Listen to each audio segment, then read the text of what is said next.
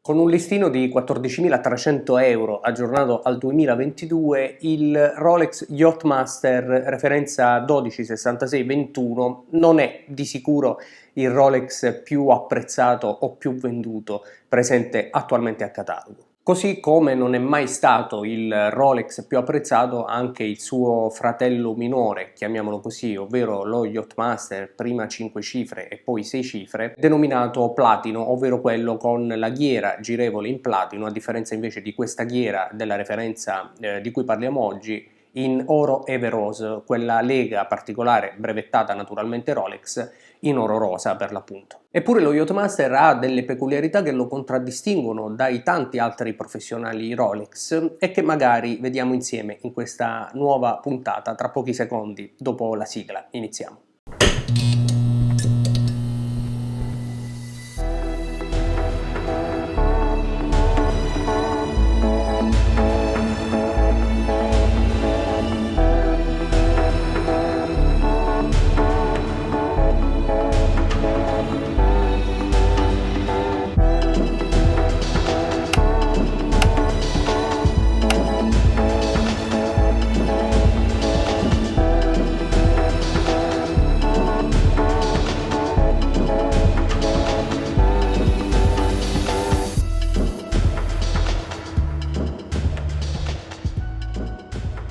Iniziamo col dire che la referenza in oggetto e che vediamo in questa recensione, oltre che bellissima, è anche in Everose, ovvero non è il classico acciaio oro ma è oro rosa, secondo quella che è una lega brevettata e naturalmente segretissima di Rolex. È un oro rosa molto particolare, molto lucente, ma soprattutto è molto rosa, quindi si differenzia in maniera netta dall'oro giallo, che pure è una lega brevettata da Rolex e che la stessa Rolex produce all'interno delle fonderie presenti negli stabilimenti di produzione.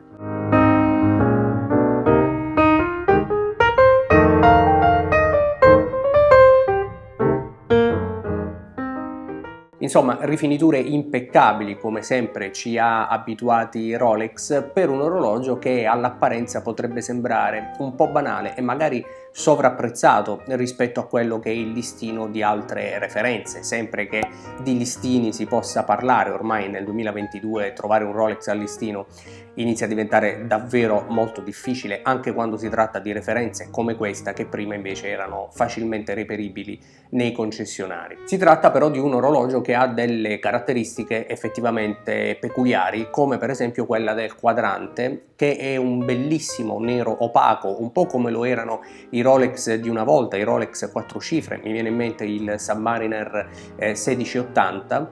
sul quale si stagliano le lettere e le stampe di Rolex che riprendono il colore dell'Everose, con questa particolare colorazione che lo rende sicuramente unico nel suo genere e che si unisce alla scritta Yachtmaster in colore rosso, che da sempre contraddistingue Rolex, che poi nel corso degli anni hanno avuto grandissima rivalutazione ed interesse collezionistico. Insomma, ci sono delle particolarità che rendono questo orologio unico, sebbene, come abbiamo appena detto, sia sempre stato un po' sottostimato dai collezionisti e non abbia mai visto una crescita così come altri professionali, anche perché, come abbiamo appena detto, è un orologio che ha sempre affiancato gli altri professionali molto più riconoscibili e molto più noti, su tutti appunto il Submariner, che però hanno anche sempre avuto un listino più basso, il che chiaramente li ha agevolati anche quando era possibile acquistare normalmente in concessionario. C'è da dire però che lo Yachtmaster è sempre stata una referenza preziosa. I primi Yachtmaster, i 5 cifre e i 6 cifre non più in produzione, avevano una lunetta in platino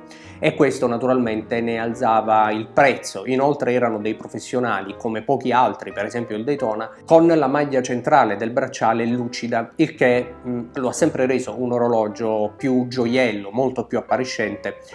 complice anche naturalmente la lunetta sabbiata in platino con i numeri in rilievo lucidi, molto appariscente e di sicuro non facile da portare come altri professionali. Qualcuno ha anche detto che si tratta di un orologio inutile, ovvero un orologio che va a sovrapporsi ad altri professionali senza però avere una precisa utilità. Ad esempio, se il Submariner è un orologio con una ghiera graduata unidirezionale a 120 scatti, utile quindi per le eventuali immersioni, anche se poi magari lo usiamo all'aperitivo,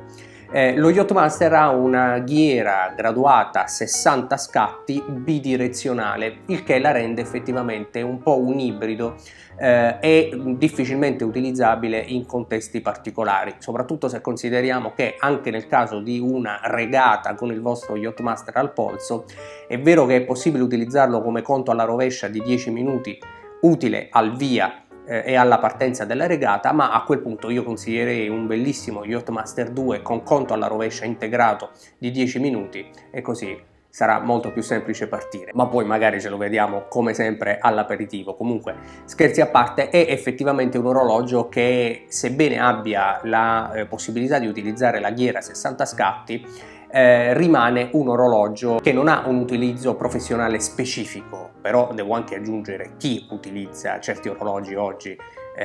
per utilizzi professionali, ma in ogni caso è anche vero che quando si spendono determinate somme si va a cercare anche quelle che sono le particolarità di questi orologi. Bene, anche se la lunetta effettivamente potrebbe non avere lo scopo per cui è stata progettata inizialmente, soprattutto con l'avvento dello Yachtmaster 2, rimane un orologio bellissimo, ma anche un orologio appunto con delle particolarità come il quadrante opaco e la scritta rossa che magari da un punto di vista collezionistico, soprattutto nell'ambito Rolex, possono dire la loro, soprattutto negli anni a venire.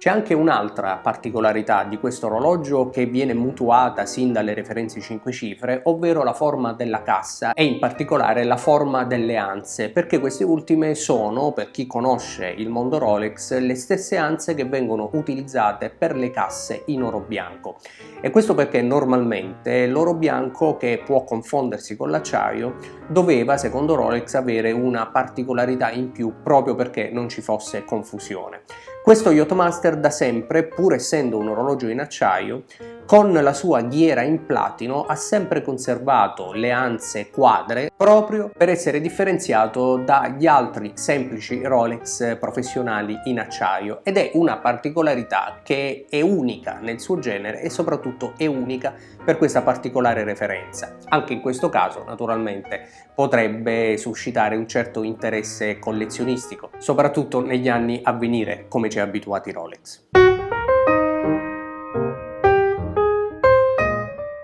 È un orologio che acquisterei? Probabilmente no, come non l'ho mai avuto sino ad oggi in nessuna delle sue referenze, sebbene sia indubbio il fatto che abbia un certo interesse, soprattutto per le caratteristiche di cui abbiamo parlato e magari anche con riferimento alla versione con ghiera in platino non più in produzione e che appunto è unica nel suo genere in tutta la produzione Rolex.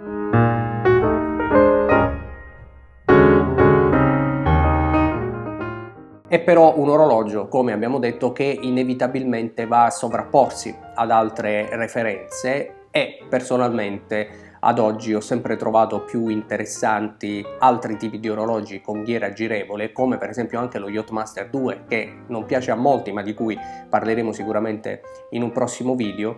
relegando un po' questo Yachtmaster a chi magari ha la possibilità di utilizzarlo su una bella barca. Ecco, magari in un determinato e giusto contesto potrebbe avere più senso di esistere. Da un punto di vista prettamente estetico è un orologio che però mi piace molto. È un professionale ma ha tutta la bellezza di un orologio gioiello, così come lo sono tanti altri professionali che però rimangono dei professionali, rimangono degli strumenti, sebbene un po' più luccicanti del passato, mentre questo Yachtmaster è a tutti gli effetti un orologio da utilizzare con una certa cura e magari in determinati contesti. Vorrei sapere la vostra, vorrei sapere che cosa ne pensate dello Yachtmaster in generale, ne parliamo assieme come al solito nei commenti. Vi ringrazio per essere stati anche in questo video, noi ci vediamo in una prossima puntata qui su TOC. Ciao!